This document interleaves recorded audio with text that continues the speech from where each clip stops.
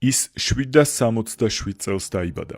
ქართლში მთავრობდა, მაგრამ კახს ეძახდნენ წარმომავლობის გამო. გიყვებით გასაოცარი კაცის დაუჯერებელ ისტორიას. მისი სახელია კონსტანტი კახი. დიდი სიმდიდრისა და ყოველგვარი ამქვეყნიური სიკეთის მფლობელს, არა მარტო საქართველოში და კავკასიაში, არამედ საბერძნეთის სამეფო კარზეც კარგად იცნობდნენ, როგორც ღვთისმოშიშსა და უაღრესად ქველმოქმედ ადამიანს. 853-54 წლებში ქართლს შემოესია არაბთა მრავალათასიანი ლაშქარი ბუღათურქის წინამძღოლობით. ამ ლაშქრობისას მარტო თბილისში დაიღუპა 50,000 კაცი. შემდგომ მან ააოხრა ქართლი, კახეთი და მთიანეთი.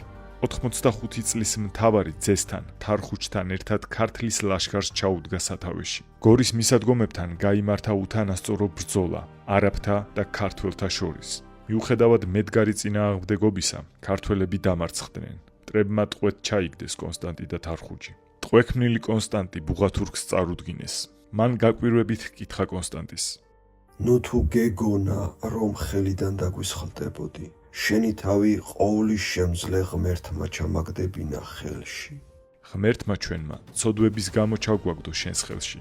რადგან დავივიწყეთ მისი მცნებები, ამიტომ ნუ გადიდგულდები და ნუ იფიქრებ, რომ ღმერთმა თქვენ და მისი ყვარულის გამო გააკეთა ეს. საპყრობილეში მყოფი წმინდანი მხნედ იტანდა განსაცდელს. იგი მეუდაბნოე მამებსა და ეკლესიათა წინამძღვრებს წერილებს წერდა და სთხოვდა ელოცათ მისთვის. ცოტა ხნის შემდეგ ბორკილდადებული კონსტანტი კახი ბაბილონის ქალაქ სამარაში გაგზავნეს ხალიფა ჯაფართან. ჯაფარმა იცოდა თუ რაოდენ მნიშვნელოვანი პიროვნება იყო იგი ქართველთათვის და სრულიად საქრისტიანოსთვის.